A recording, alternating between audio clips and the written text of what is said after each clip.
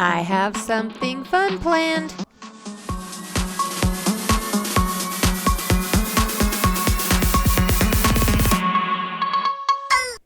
Welcome back to my channel. This is Art by Julie E. I'm Julie E. I got this mylar balloon for my birthday a couple weeks ago, and I don't know if you guys are like me, but I have a really hard time throwing away stuff that's given to me, even if it's a card, a greeting card of any kind, or the balloons and stuff, and then I'm stuck with it, and I always feel so bad when it finally decides to deflate and I have to throw it away. And I thought, well, this time I got some resin. It's Let's Resin casting epoxy resin, and I thought, you know what? I wonder, can I chop it up, and preserve it in resin? And then maybe I can even make some little gifts to give back to the people that give these kind of things to me, and hopefully give them some of the joy that they gave to me in return. If that makes sense. I hope it makes sense.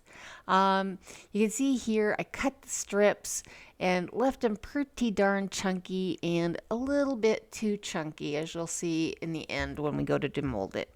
And I'm looking at it as it's doing its curing time and everything, and I'm thinking, oh wow, that's just too chunky. And I don't measure my stuff. I need to get some of those cups with the little measurement lines on them and everything. Like I said, I'm really new to this whole casting resin in molds kind of thing. I do the art coat, resin coat on top of some of my paintings and artworks and stuff, but that's as far as my resin experience kind of goes from there.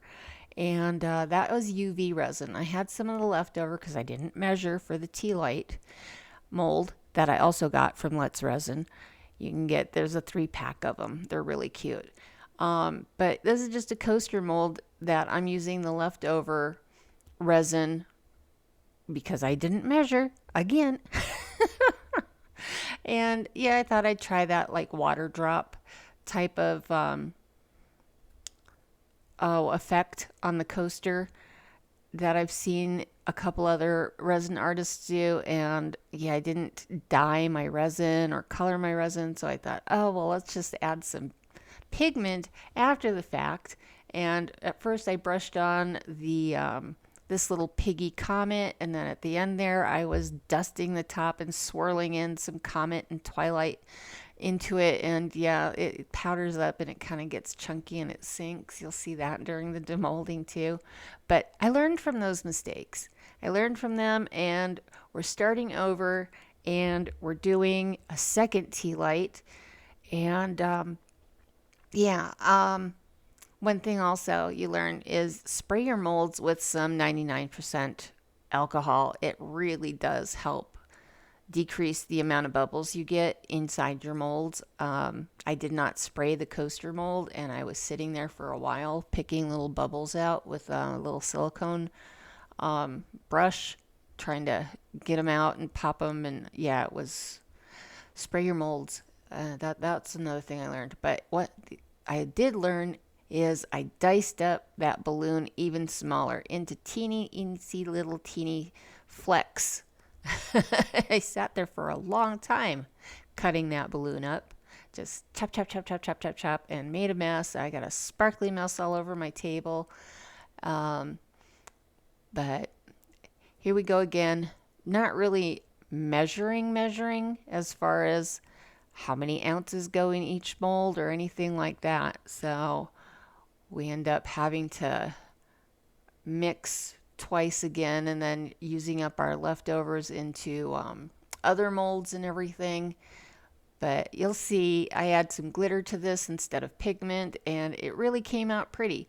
So it's a learning process for me, and I learned from my mistake with the first mold and the second mold, and it got better with this mold.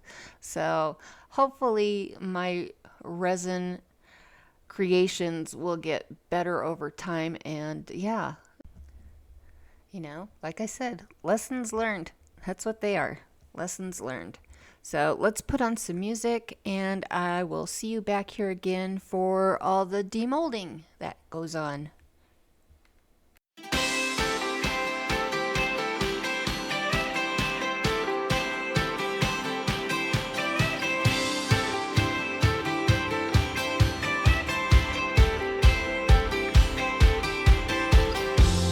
It's another day, I'm back on my feet, so I win again. Roses are so sweet, the scent is all around my head.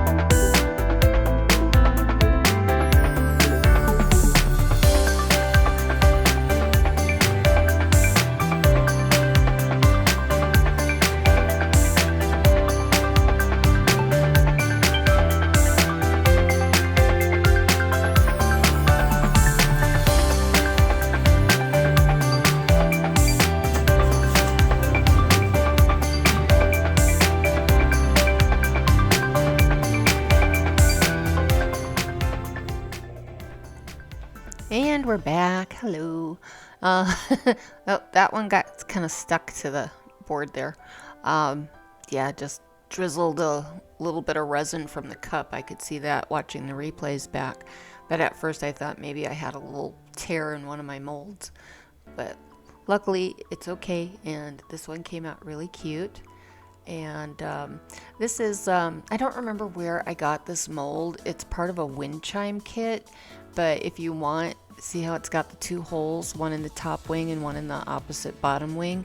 You can just string some clear fishing line between that and some of the other charms and just kind of hang it and let it dangle as kind of a little sun catcher. And I think that's what I'm going to do with the pieces from this one. They came out really cute and really sparkly. You just have to be careful on that mold because you don't want to snap his little head off. That wouldn't be good, would it? So, and yeah, there it is. And that Let's Resin casting resin. Oh, it came out so crystal clear. Really pretty. I really like this resin. Yeah, not a whole lot of bubbles either. Let's see. Oh, we're popping the rest of the little suncatcher charms out of this one. But yeah, it came with all the little charms, and the little wind chime kit came with it, and there's a ring that goes with it and stuff. I'll have to do that on another video sometime and show you how it all goes together. Figure out where I got that mold at. I know I ordered it off Amazon. I order everything off Amazon. Yeah, I probably got this little peace symbol keychain mold off of Amazon somewhere too. I don't know if I can find it anymore. I've had that one for over a year, and I just use it for leftover art resin that I pour on top of my canvases. So when there's little leftovers left, I have that. Here's the one with the big chunks of balloon. Yeah, I thought it would be, oh, it's gonna look like pretty streamers in there and everything. But yeah, Julie went overboard and didn't cut them fine enough, didn't cut them small enough, added too much to the resin. But it came out pretty cool. It still looks neat. I'm gonna keep it because, you know, why not? It's funky, it's cool to me. When you see those little gold areas, that is not like yellow resin. That's actually some gold leaf that was left in the bottom of the container that I had put all the little strips of the mylar balloon in. So yeah, those gold flakes in there are actually gold leaf flakes, because I don't toss anything. I sweep it up and I put it in a container, or yeah. So I don't waste my paints. I don't waste my gold leaf. I try not to. I did waste a lot of measuring cups, the little Dixie cups on this one though. That bothered me. So yeah, like I said, need to get some of those reusable little measuring cups with the measurements on them. This one, the second one, learning from my mistakes. Oh my goodness, wait till you see this. Oh, it is so pretty, and I cannot wait to give this to my friend so that, you know, I could say thank you for thinking of me on my birthday. And here's part of what you originally sent me. I think it's a cute idea, you know, making little thank you gifts and stuff, you know, especially out of like the cards and balloons and stuff that you get sent. I need to get some of that silica gel, so when people send flowers and stuff, I don't have to sit there and just watch them die. I can put them in silicone, the silica gel, dry them out, and then cast them in resin too. So that way they're preserved forever. Here's the weird coaster mold. The dots came out really good with the UV resin, and this little piggy comet dusted on them. But yeah, putting that dusting some of that pigment on top of the already poured resin and trying to mix it in while it was in the mold was no bueno. No bueno, it all settled towards the bottom. Some of it mixed. I mean, you could see some of it mixed in, but yeah, most of it just sank. So yeah, note to self, mix your pigments in your resin before you put it in your mold. Stupid Julie. But that's all for today. Until next time, loves and hugs, y'all. Bye.